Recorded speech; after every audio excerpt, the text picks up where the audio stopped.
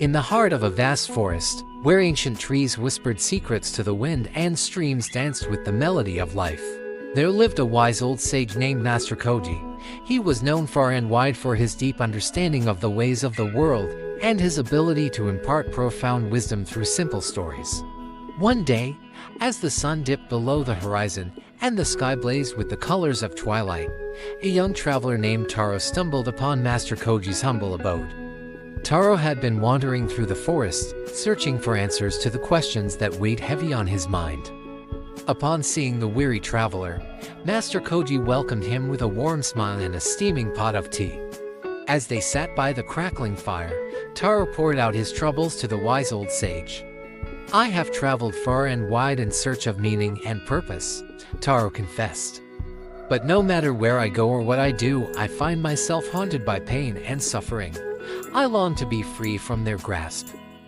Master Koji listened attentively, his eyes twinkling with understanding. He reached into the folds of his robe and withdrew a simple wooden bow and 2 arrows, one tipped with a sharp iron point, and the other with a dull wooden tip. "Oh, my dear Taro," Master Koji said gently, "let me share with you the tale of the 2 arrows. Long ago, in a distant kingdom, there lived a skilled archer named Hiro. He was renowned throughout the land for his precision and accuracy with the bow. One day, as Hiro was practicing in the royal gardens, the king approached him with a solemn expression. "My dear Hiro," the king said, "I have a task of utmost importance for you. A fearsome dragon has been terrorizing our kingdom, and only you have the skill to defeat it." Hiro nodded solemnly, accepting the king's challenge. With his trusty bow in hand, he set out to confront the dragon. For days and nights, Hiro journeyed through treacherous terrain, facing countless trials and tribulations along the way. At last, he reached the dragon's lair, where the beast lay in wait, its fiery breath casting shadows across the land. With nerves of steel, Hiro notched an arrow and took aim at the dragon's heart. With a mighty twang, he let the arrow fly, striking true and vanquishing the beast in a blaze of glory. The kingdom rejoiced at Hiro's bravery and hailed him as a hero. But despite his victory, Hiro felt a deep sense of emptiness gnawing at his soul. "Why do I still feel so empty and alone, despite all that I have accomplished?" Hiro wondered aloud. It was then that a wise old monk approached him, his eyes twinkling with understanding. "My dear Hiro," the monk said, "you have indeed accomplished great feats, but true fulfillment does not come from external victories alone.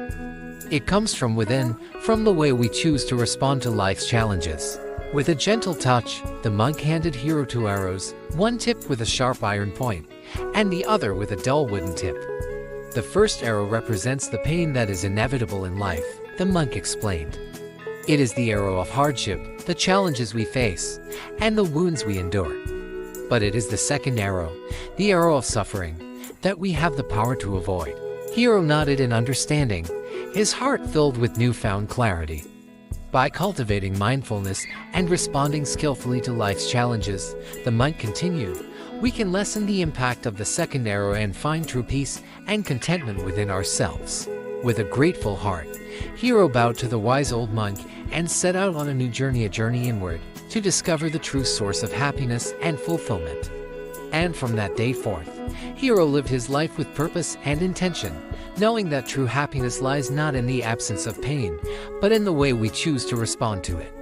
And whenever he faced challenges along the way, he remembered the tale of the 2 arrows and drew strength from its timeless wisdom.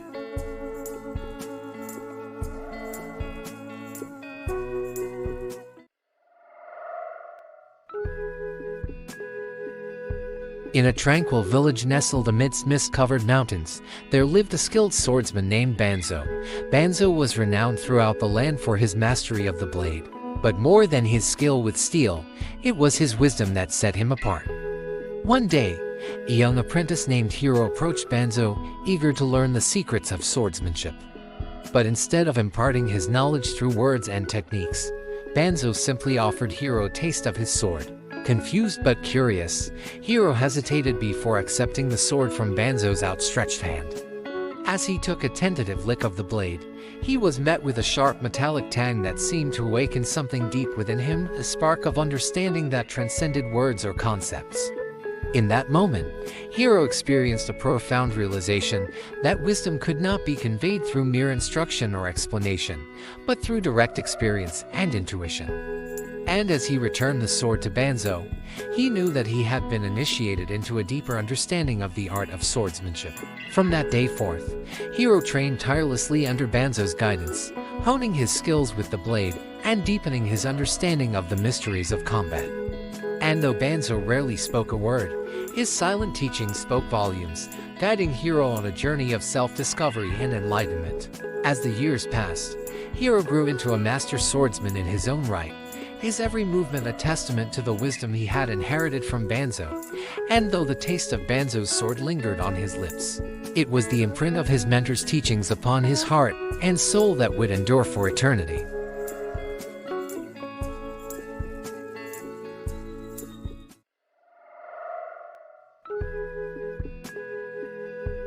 In a tranquil village nestled amidst mist-covered mountains, there lived a wise tea master named Emmeline. Emmeline was renowned throughout the land for her skill in the art of tea-making, but more importantly, for her profound understanding of the delicate balance between emptiness and form. One day, as Emmeline prepared to host a tea ceremony for travelers passing through the village, she was approached by a curious young apprentice named Lee. With eager eyes and a thirst for knowledge, Lee asked Emmeline to teach him the secrets of the tea and the cup. Smiling kindly at the apprentice, Emmeline agreed, knowing that the lesson she was about to impart went far beyond the mere act of brewing tea. Leading Lee to her humble tea room, she began to explain the essence of emptiness and form. The tea, Emmeline began, holding up a delicate porcelain cup, represents form, the tangible, material aspect of existence. It is shaped by the hands of the potter, fired in the kiln, and adorned with intricate designs. But without emptiness, the space within the cup, its form, would hold no meaning. Lee nodded in understanding as Emmeline continued. And what of the cup without the tea? She asked, gesturing towards a steaming kettle on the stove. It is empty, yet its emptiness gives it purpose. Like the cup, we must learn to embrace emptiness as an integral part of existence, for it is in the space between the forms that true beauty and meaning reside. With these words ringing in his ears, Lee watched as Emmeline carefully prepared the tea, pouring the hot water over the leaves and allowing the fragrant aroma to fill the room. As she poured the tea into the cup, Lee marveled at the way the liquid filled the empty space, transforming it into something more than the sum of its parts. Remember, Lee, Emmeline said, her voice gentle yet firm, life is like the tea and the cup. We must learn to recognize the emptiness within the forms, and the forms within the emptiness. Only then can we truly appreciate the beauty and complexity of existence. From that day forth, Lee approached life with a newfound understanding, knowing that emptiness and form were not separate entities, but two sides of the same coin. And as he sipped tea with Emmeline, basking in the warmth of her wisdom and the fragrant aroma of the brew, he whispered a silent thank you to the tea and the cup, for teaching him the most valuable lesson of all, that in embracing emptiness and form, one could find true harmony and peace.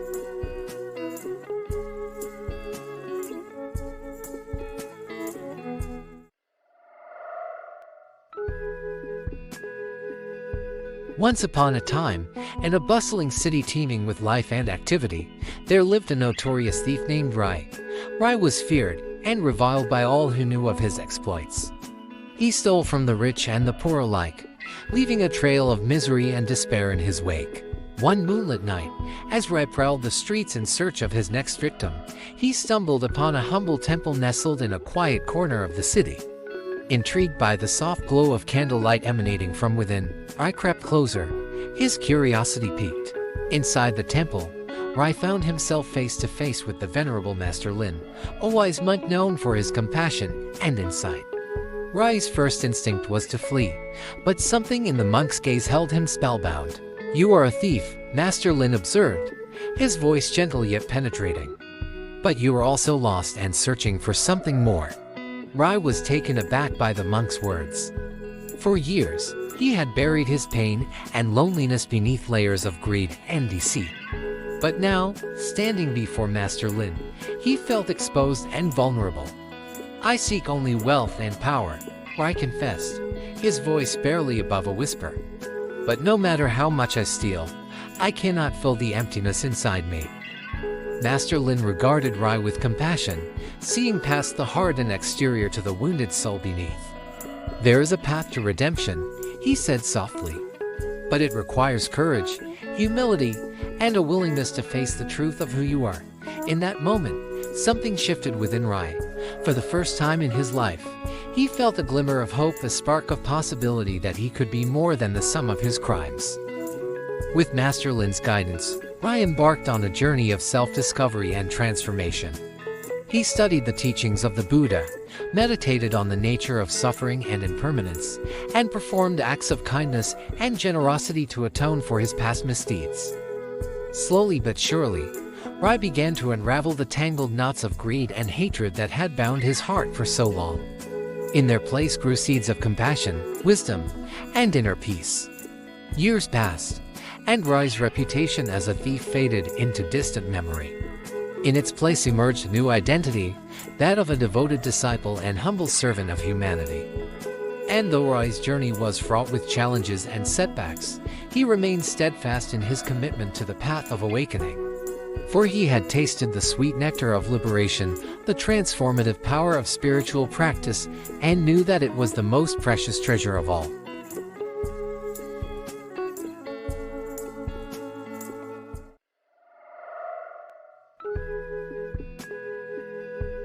In the kingdom of Aradan, there lived a young warrior named Kale, whose courage burned as fiercely as the midday sun. From a tender age, Kale had been trained in the ways of combat, honing his skills with sword and shield until he was unmatched in bravery and strength. But it was not the clash of steel against steel that truly tested Kale's mettle. It was the battle that raged within his own heart, the battle against doubt and fear. For even the bravest of warriors are not immune to the whispers of uncertainty that creep into the mind during times of trial. One fateful day, the kingdom of Aradan came under siege by a mighty enemy, a horde of fearsome creatures whose fury knew no bounds. As the people of Aradan trembled in fear, Kale stood tall, his resolve unshaken, ready to defend his home with every ounce of strength he possessed.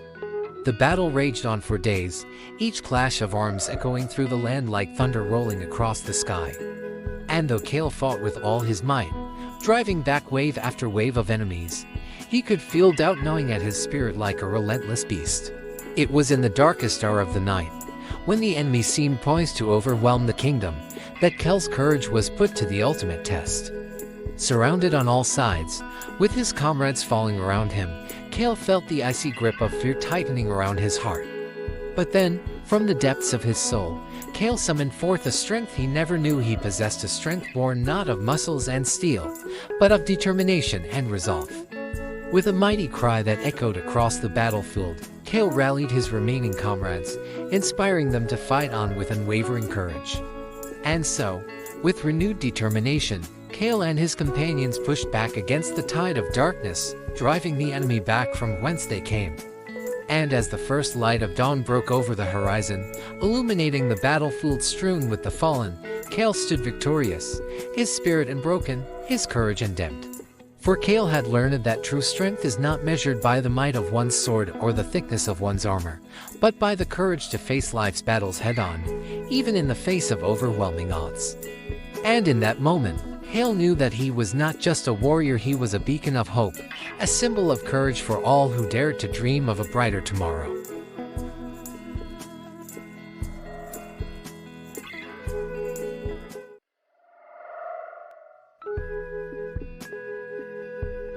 In a serene garden blooming with vibrant colors and sweet fragrances, there fluttered a butterfly named Emei, with delicate wings painted in hues of azure and amethyst.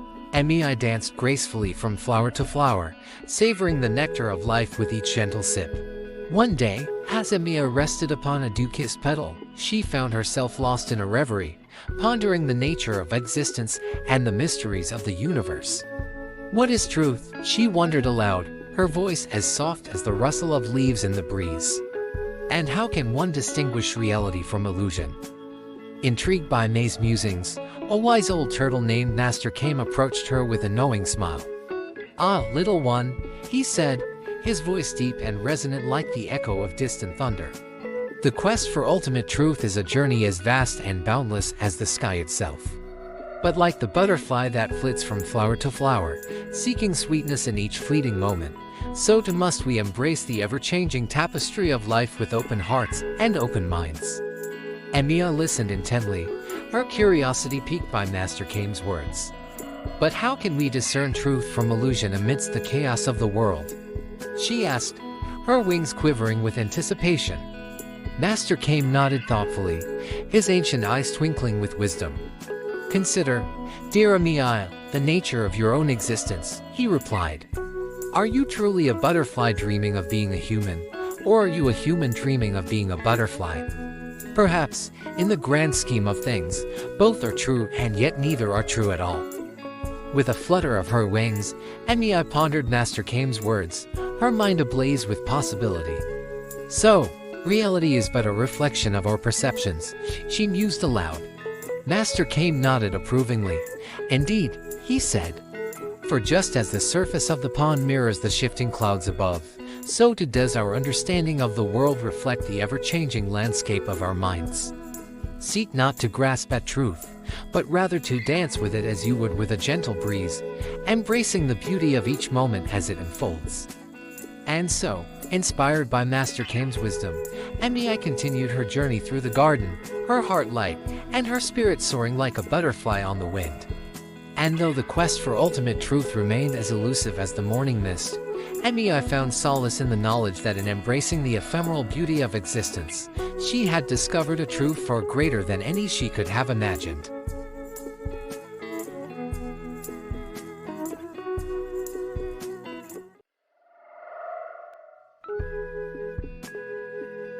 In a realm where compassion was valued above all else, there lived a healer renowned for his extraordinary gift of empathy. His name was Eldrick, and his heart overflowed with kindness and understanding. One fateful day, a traveler stumbled into Eldrick's humble abode, writhing in agony. The traveler's body was plagued by an ailment so severe that even the most skilled healers had turned him away. But Eldrick saw beyond the physical pain. He recognized the deeper anguish etched in the traveler's eyes. With a gentle touch and soothing words, Eldrick tended to the traveler's wounds, not only with potent herbal remedies but also with the warmth of his compassion. He listened intently as the traveler poured out his tale of sorrow and despair, offering solace and understanding where others had offered only indifference. As days turned into weeks, Eldrick continued to care for the traveler, not just as a patient but as a friend. Through his unwavering empathy, Eldrick eased the traveler's suffering, not just from the physical affliction but from the loneliness and despair that had plagued his spirit. Word of Eldrick's remarkable healing spread far and wide, attracting people from all corners seeking not just a cure for their ailments but also the comfort of his compassionate presence. Eldrick welcomed each soul with open arms, embracing their pain as if it were his own and offering healing not just for their bodies but for their troubled hearts. And so, in the realm where compassion reigned supreme, Eldrick's legacy endured as a beacon of hope and healing. For he understood that true healing went beyond the mending of flesh and bone. It lay in the boundless depths of empathy and compassion, where every soul could find solace and renewal.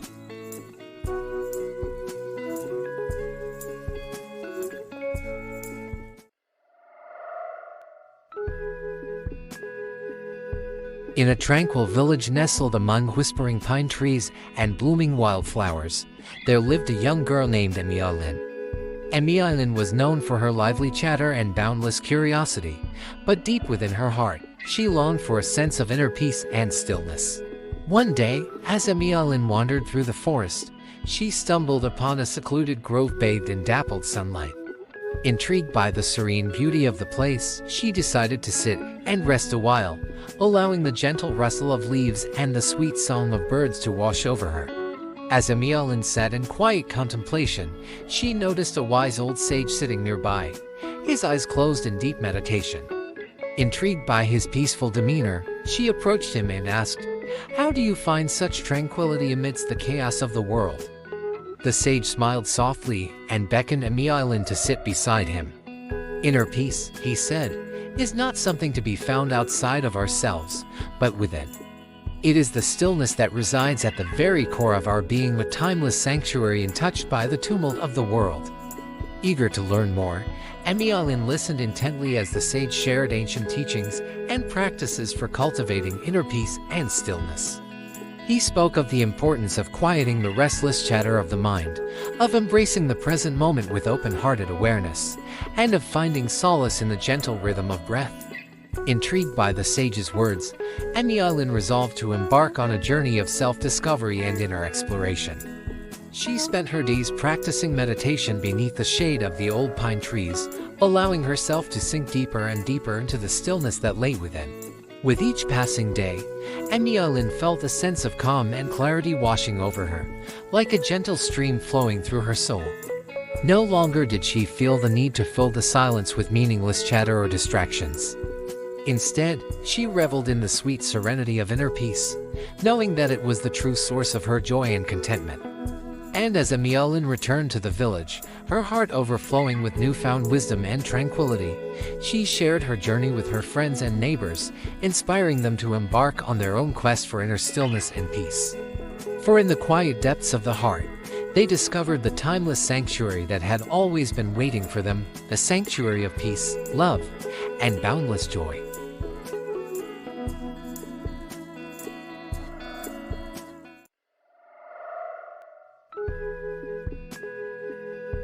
In a tranquil village nestled among emerald hills, there lived a young woman named Emmeline. Emmeline was known for her gentle nature and kind heart, but she carried a heavy burden within her soul. For as long as she could remember, Emmeline had felt trapped by the expectations of others and the confines of her own mind. She longed to spread her wings and soar freely, yet she found herself imprisoned by self-doubt and fear. One day, while wandering through the forest, Emmeline stumbled upon an ancient well hidden amidst a grove of cherry blossoms. Curiosity piqued, she peered into its depths and was startled to see a figure huddled at the bottom, a prisoner of his own making. "Who are you?" Emmeline called out, her voice echoing against the stone walls of the well. The figure stirred, his eyes filled with sorrow and resignation. "I am a prisoner," he replied, his voice heavy with despair. "Trapped by the walls of my own creation, unable to escape." Moved by compassion, Emmeline reached out a hand to help the prisoner, but he recoiled in fear. "You cannot save me," he whispered. "I am destined to remain here forever, bound by the chains of my own limitations." But Emmeline refused to give up hope. With patience and persistence, she gently coaxed the prisoner to open his heart and mind to the possibility of freedom. "You hold the key to your own liberation," Emmeline told him, her words infused with gentle wisdom. "It is not the walls of this well that bind you, but the limitations you impose upon yourself." Slowly but surely, the prisoner began to see the truth in May's words. With each passing day, he shed the layers of self-doubt and fear that had held him captive for so long, until finally, he found the courage to climb out of the well and embrace the boundless expanse of the sky above. As they stood together beneath the blossoming cherry trees, Emmeline and the former prisoner reveled in the sweet taste of freedom. No longer shackled by the chains of their own limitations, they danced among the petals, their spirits soaring on the gentle breeze. And though their journey had been fraught with challenges and obstacles, Emmeline and the former prisoner knew that the greatest freedom of all was found within, in the courage to let go of the past and embrace the endless possibilities of the present moment.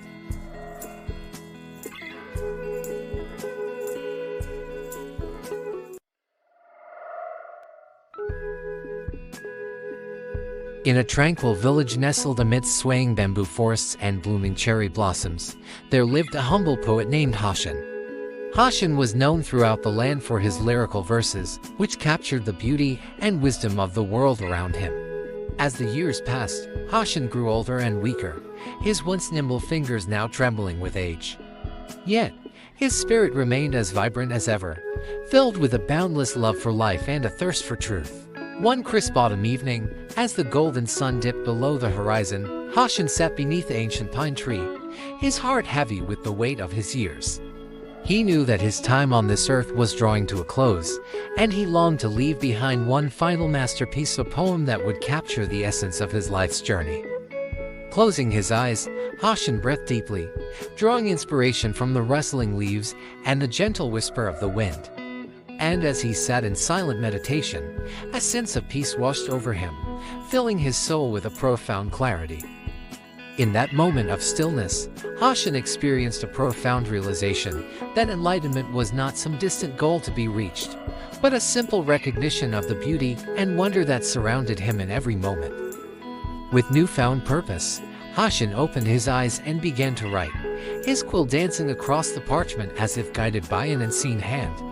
He poured his heart and soul into each word, weaving together the threads of his life into a tapestry of beauty and truth. And when he had finished, Hashan read aloud his final poem, a poignant reflection on the fleeting nature of life, the beauty of impermanence, and the timeless wisdom of the universe. As the villagers gathered to hear Hashan's last poem, tears streamed down their cheeks, moved by the depth of emotion and insight contained within his words.